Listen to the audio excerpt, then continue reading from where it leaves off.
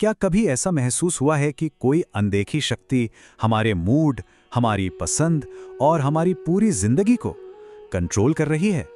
भगवद गीता के प्राचीन ज्ञान को देखें तो ये सिर्फ एक एहसास नहीं है, ये शक्तियां वाकई में मौजूद हैं। तो सवाल ये उठता है, वो कौन सी अदृश्य ताकतें हैं जो हर दिन हमारे व्यक्तित्व और हमारे फैसलों को एक खास दिशा देती हैं? चलिए आज इसी गहरे राज से पर्दा उठाते हैं। देखिए, भगवद गीता के हिसाब से हमारा मन और ये पूरी की पूरी कायनात 3 तरह की ऊर्जाओं से बनी है। इन्हीं को गुण कहते हैं। आइए इन्हें थोड़ा और समझते हैं। तो इन ऊर्जाओं को कहते हैं गुण। ये 3 मूल गुण हैं, सत्व, रजस और तमस। ये प्रकृति यानी कि मटीरियल नेचर से पैदा होते हैं और दुनिया की हर चीज में, हर इंसान में मौजूद हैं। और यही वो गुण हैं जो हमारी आत्मा को इस भौतिक संसार से बांध कर रखते हैं। तो चलिए अब एक एक करके सत्व, रजस और तमस को करीब से जानते हैं। आप इन्हें हमारे पूरे अस्तित्व का आधार, मतलब बिल्डिंग ब्लॉक्स भी कह सकते हैं। अभी स्लाइड देखिए, ये बहुत दिलचस्प है क्योंकि यहाँ तीनों की सीधी सीधी तुलना है। सत्व का मतलब है संतुलन और पवित्रता, जिसे सफेद रंग से जोड़ा गया है। रजस है गति और जुनून, जो लाल रंग की तरह है और अक्सर इच्छा और दुख लाता है। और आखिर में है तमस, जो जड़ता और अंधकार की निशानी है, बिल्कुल काले रंग की तरह, जो अज्ञान और आलस्य से जुड़ा है। और यहाँ एक बहुत जरूरी बात समझने वाली है, ये गुण कोई फिक्स्ड लेबल नहीं है। ये लगातार एक दूसरे पर असर डालते रहते हैं और किसी भी पल हम में से किसी पर भी कोई एक गुण ज्यादा हावी हो सकता है। तो ठीक है, ये तो हो गई ज्ञान की बात, लेकिन इसका हमारी अपनी जिंदगी से क्या लेना देना है? चलिए अब देखते हैं कि ये गुण हमारे मन और व्यक्तित्व पर असल में कैसे असर डालते हैं। जब सत्वगुण हावी होता है ना, तो मन में एक अलग ही तरह का आनंद, शांति और स्पष्टता का अनुभव होता है। सब कुछ साफ दिखता है, आत्मनियंत्रण रहता है। ये ज्ञान की अवस्था है। दूसरी ओर जब रजस हावी होता है तो मन में चिंता, लालसा और एक अजीब सी बेचैनी भरी रहती है।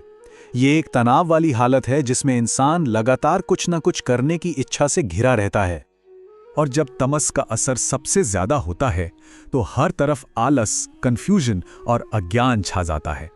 ये लाचारी और हर काम को टालने वाली एक भारी भरकम बोझिल अवस्था है। और ये स्लाइड तो एक कमाल की बात बताती है। सिर्फ ये मायने नहीं रखता कि हम क्या करते हैं, बल्कि ये भी कि हम उसे क्यों और कैसे करते हैं। सोचिए, एक ही काम राजसिक बन सकता है अगर वो स्वार्थ से किया जाए, और वही काम सात्विक हो सकता है अगर उसे बिना किसी लगाव और फल की इच्छा के किया जाए। तो बड़ा सवाल ये है कि क्या हम इस ज्ञान का इस्तेमाल अपनी जिंदगी में संतुलन लाने के लिए कर सकते हैं? बिल्कुल। चलिए कुछ प्रैक्टिकल तरीकों पर नजर डालते हैं। सत्व को बढ़ाने के लिए यहाँ 4 बहुत ही सीधे सरल कदम दिए गए हैं। पहला, अपनी अंदरूनी हालत पर ध्यान दें और पहचानें कि कौन सा गुण एक्टिव है। दूसरा, सात्विक चीजों को चुनें, जैसा खाना खाते हैं, जो मीडिया देखते हैं, जैसी संगत में रहते हैं। तीसरा, बिना किसी स्वार्थ के काम करें। और चौथा, ध्यान के जरिए मन को शांत करने की कोशिश करें। यह समझना भी बहुत जरूरी है कि यह बदलाव एक सफर की तरह है। अगर कोई तमस यानी आलस में फंसा है तो उसके लिए पहले रजस यानी एक्शन में आना आसान है, जैसे एक्सरसाइज करना, और फिर उस राजसिक ऊर्जा से सात्विक संतुलन और शांति की ओर बढ़ा जा सकता है। लेकिन क्या कहानी यहीं खत्म हो जाती है? क्या सिर्फ सत्वगुण को बढ़ाना ही हमारा आखिरी लक्ष्य है? भगवद गीता इससे भी एक बहुत गहरे लक्ष्य की ओर इशारा करती है, इन तीनों गुणों से पूरी तरह ऊपर उठ जाना। ये वाकई एक बड़ा सवाल है।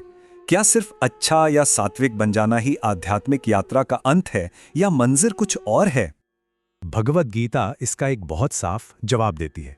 श्लोक 14.26 में कहा गया है कि जो लोग सच्ची भक्ति से ईश्वर की सेवा करते हैं वे इन तीनों गुणों को पार कर जाते हैं और ब्रह्म के स्तर तक पहुंच जाते हैं। इसी अवस्था को त्रिगुणातीत कहते हैं, यानी वो इंसान जो तीनों गुणों से परे हो चुका है। ये शुद्ध चेतना और असली आजादी यानी मोक्ष की स्थिति है, जहां इंसान इन गुणों के बंधन से पूरी तरह मुक्त हो जाता है। तो इस पूरी चर्चा के बाद एक सवाल अपने आप से पूछना बनता है, आज हमारे भीतर कौन सा गुण सबसे ज्यादा हावी है? इस पर सोचना ही खुद को बेहतर बनाने की दिशा में पहला कदम है।